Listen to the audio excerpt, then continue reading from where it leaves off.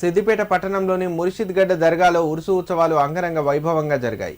ఉత్సవాలలో భాగంగా మొదటి రోజున గంధారాధన, జులూస్ కార్యక్రమం నిర్వహించారు. రెండవ రోజున దీపారాధన కార్యక్రమం చేపట్టారు.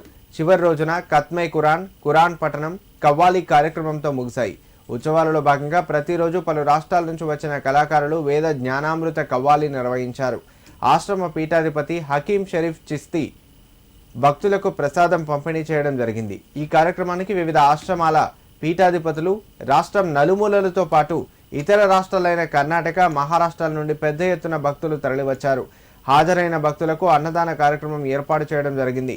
కార్యక్రమాన్ని విజయవంతం చేసినందుకు ఆశ్రమ పీఠాధిపతి, ట్రస్ట్ సభ్యులు ధన్యవాదాలు తెలిపారు. ఈ ఉరుసు ఉత్సవాలలో మాజీ మంత్రి ఎమ్మెల్యే హరీష్ రావు పాల్గొని ప్రత్యేక ప్రార్థనలు చేశారు.